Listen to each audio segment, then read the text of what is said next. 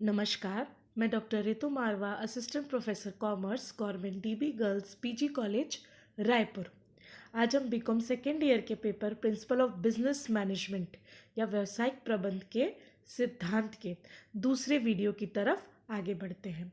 हम यूनिट 2 की चर्चा कर रहे थे पहले वीडियो में, जहाँ पर हमने देखा कि नियोजन का क्या अर्थ होता है, नियोजन का क्या महत्व है, नियोजन के क्या उद्देश्य हैं। अब हम देखेंगे कि नियोजन की प्रक्रिया क्या है, प्रोसेस ऑफ प्लानिंग क्या है, नियोजन के प्रकार क्या हैं और नियोजन की क्या सीमाएं हैं। नियोजन की प्रक्रिया, प्रोसेस ऑफ प्लानिंग। योजना चाहे कितनी भी छोटी हो या कितनी भी बड़ी हो, उसे व्यवहारिक बनाने के लिए कुछ आवश्यक कदम उठाने पड़ते हैं। इसे नियोजन प्रक्रिया हम कह सकते हैं। विभिन्न विद्वानों ने विभिन्न अध्ययन के माध्यम से इसके बहुत से स्टेप्स दिए हैं, परंतु हम अध्ययन की सुविधा की दृष्टि से इन स्टेप्स को प्रोसेस ऑफ प्लानिंग मानकर अध्ययन करेंगे। सबसे पहला पॉइंट है लक्ष्यों को निर्धारित करना, डिटर्मिनेशन ऑफ गोल्स। किसी भी योजना का जो प्रारंभ होता है वह लक्ष्य निर्धारण से होता है। सबसे पहले यह देखा जाता है कि व्यावसायिक योजना के लक्ष्य कौन से होंगे, उनका निर्धारण प्रारंभ किया जाता है। सबसे पहले जो मुख्य लक्ष्य होते हैं, सामान्य लक्ष्य होते हैं, उनका निर्धारण किया जाता है। फिर विभागीय, उप विभागीय लक्ष्य निर्धारित किए जाते हैं, अर्थात पहले समस्त उपक्रम के लिए लक्ष्य निर्धारित कर लिए जाते हैं, उसके पश्चात विभागीय उप विभागीय लक्ष्यों का निर्धारण किया जाता है। लक्ष्य निर्धारण के उपरांत उपक्रम के समस्त अधिकारियों को योजना के लक्ष्यों से परिचित कराना भी आवश्यक होता है, ताकि वे उसकी प्राप्ति के लिए निरंतर योजनानुसार कार्य करते रहें। दूसरा पॉइंट है सूचनाओं का संकलन एवं विश्लेषण करना। अब नियोजन के लक्ष्य निर्धारित हो गए, उसके पश्चात जो दूसरा कदम उठाया जाता है वह होता है कि नियोजन से संबंधित क्रियाओं के संबंध में आवश्यक तथ्यों एवं सूचनाओं का संकलन किया जाना। ये सूचनाएं जो होती है विभिन्न प्रकार के स्रोतों से प्राप्त की जा सकती है, पुराने अनुभव से, पुराने अभिलेखों से। ये सारे संकलित जो हमारे पास डॉक्यूमेंट्स होते हैं उनको हम लेकर विश्लेषण का कार्य करते हैं और यह पता लगाते हैं कि ये तथ्य एवं सूचनाएं नियोजन को किस प्रकार प्रभावित कर सकती हैं या कितनी उपयोगी सिद्ध हो सकती हैं। नियोजन के आधारों का निर्धारण करना। नियोजन का जो आधार होता है वो भविष्य के अनुसार होता है और भावी परिस्थितियों के संबंध में तथ्यपूर्ण सूचना देता है।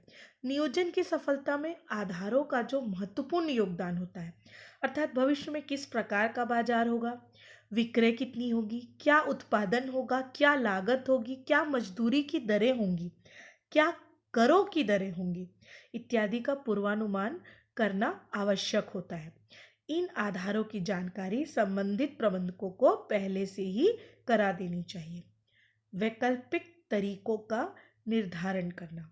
हम जानते हैं कि किसी भी कार्य को करने के बहुत से तरीके होते हैं। हम क्रमानुसार इन वैकल्पिक तरीकों की तलाश करते हैं और फिर उनका परीक्षण करते हैं।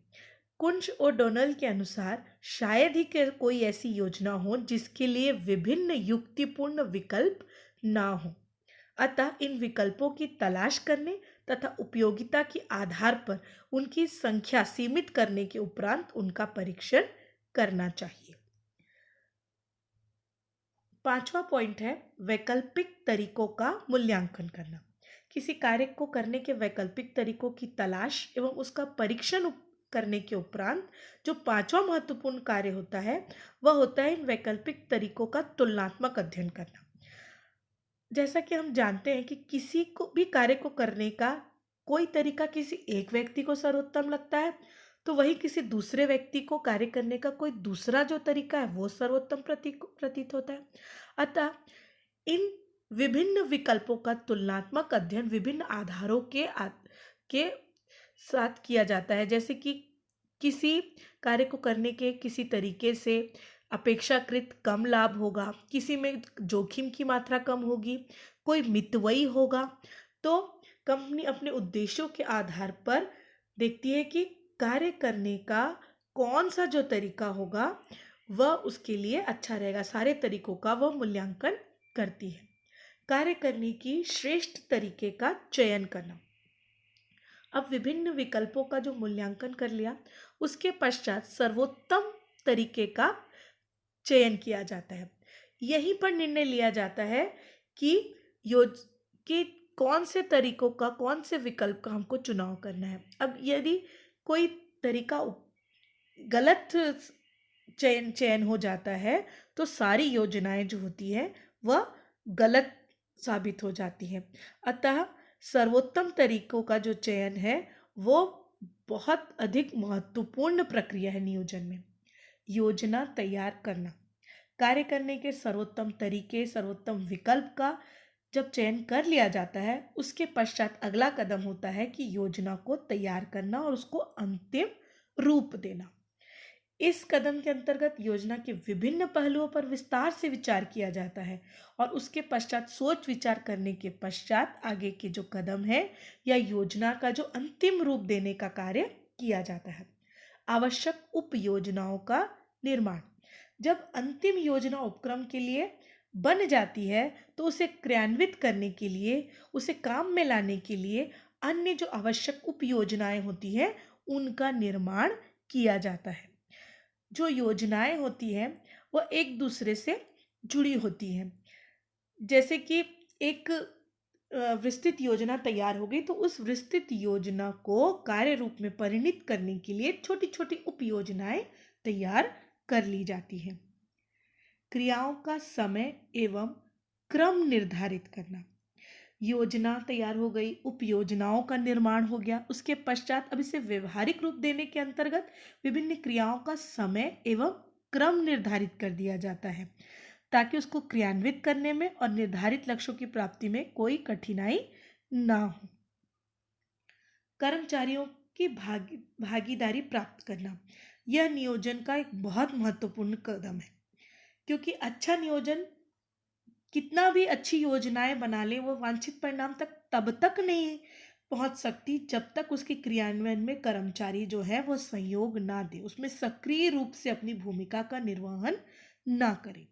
अतः प्रत्येक संस्था को चाहिए कि वो अपने प्रत्येक कर्मचारियों को अपने जो योजनाएं हैं उससे यथासंभव उनको अच्छी तरह से उसकी जानकारी दे, उनसे परामर्श ले और यदि कोई सुधार के लिए वो कहते हैं तो उनकी जो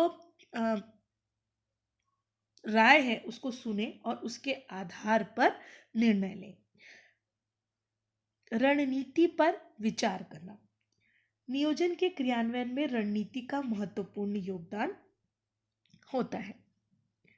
जैसे कि हम जानते हैं कि नियोजन प्रक्रिया के अंतर्गत उठाया जाने वाला अगला कदम जो होता है वह रणनीति तैयार करना होता है कि किस रणनीति के अंतर्गत इस कार्य को किया जाना है और उस पर अमल करना है। अनुवर्तन या फॉलोअप। योजना बना देने से ही प्रबंध का कार्य समाप्त नहीं हो जाता है और इससे उसके उद्देश्य या लक्ष्य प्राप्त नहीं हो जाते। नियोजन की सफलता इससे प्राप्त होने वाले लाभों के मापने पर निर्भर करती है। अतः फॉलोअप या अनुवर्तन को भी नियोजन में महत्वपूर्ण स्थान दिया गया है। इसी के आधार पर योजनाओं का मूल्यांकन किया जाता है और आवश्यकता पड़ने पर उनमें सुधार की भी संभावना होती है। अब हम देखेंगे कि नियोजन के प्रकार कौन कौन से हैं। सबसे पहला प्रकार है समय के आधार पर, on the basis of period. समय के आधार पर योजनाओं को दो भागों में बांटा जा सकता है, दीर्घकालीन योजना और अल्पकालीन योजना। दीर्घकालीन योजना जो होती है वो सामान्यतः 1 वर्ष से अधिक अवधि के लिए होती है और 1 वर्ष या उससे अधिक अवधि के लिए। और अल्पकालीन ये जो योजना होती है वह 1 वर्ष या उससे कम अवधि के लिए होती है, या साप्ताहिक भी हो सकती है, मासिक भी हो सकती है, त्रैमासिक भी हो सकती है। अतः स्पष्ट है कि दीर्घकालीन जो योजनाएं होंगी वह महत्वपूर्ण कार्यों से संबंध रखती होंगी, जैसे कि उपक्रम के विस्तार, विविधीकरण जैसी महत्वपूर्ण बातें। और अल्पकालीन योजनाएं उत्पादन, विपणन, अन्य परिचालन संबंधी कार्यों से संबंध रखती हैं।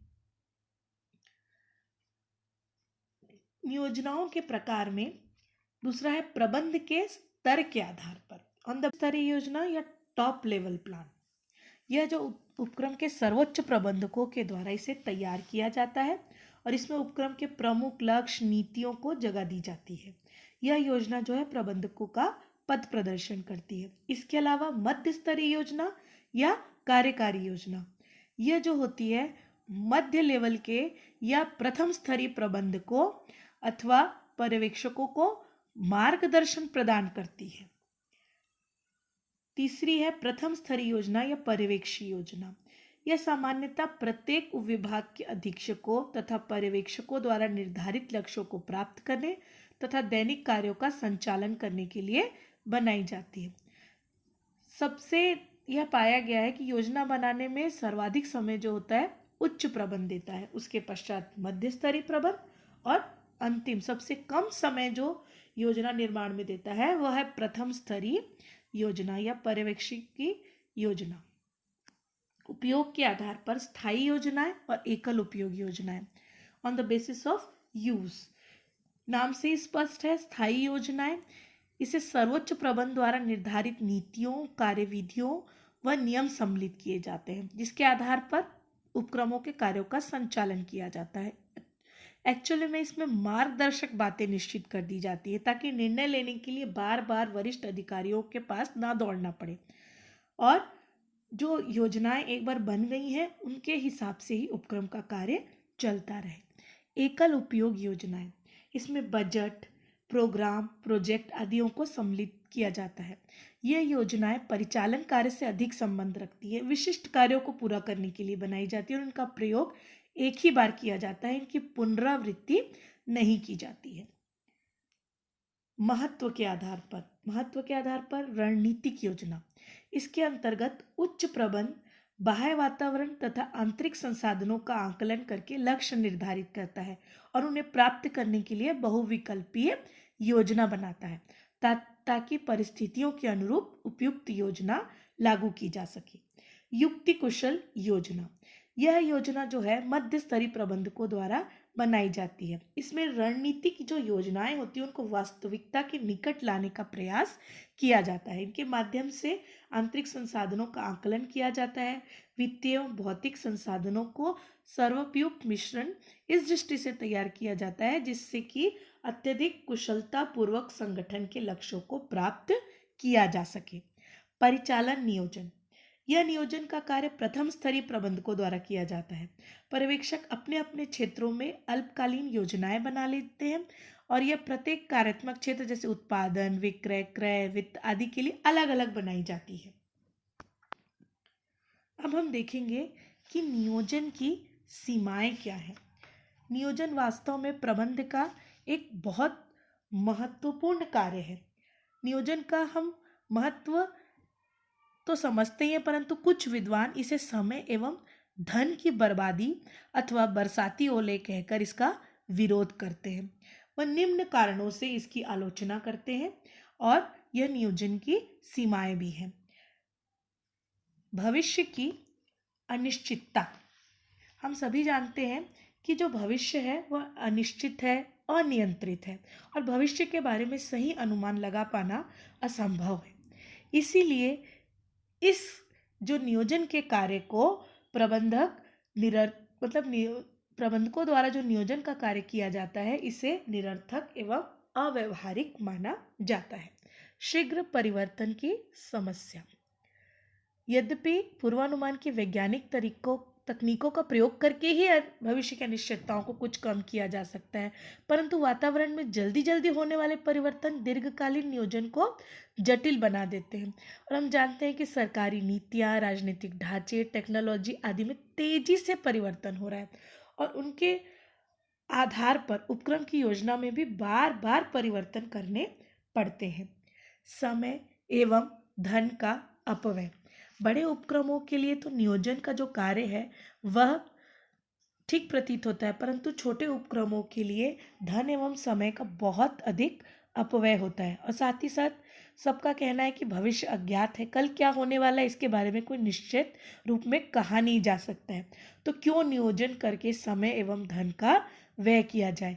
यदि कोई परेशानी आएगी तो उसे तुरंत उस समय उसका समाधान कर लिया जाएगा, परंतु वास्तव में यह जो आलोचना है वह निरर्थक है। सर्वोत्तम विकल्प के चुनाव में कठिनाई। नियोजन का एक आवश्यक कदम होता है सर्वोत्तम विकल्प का चुनाव करना। अब यह बहुत कठिन कार्य है कि उपलब्ध विकल्पों में कौन सा सर्वोत्तम है, और ये इस बात का निर्णय लेगा कौन, क्योंकि किसी एक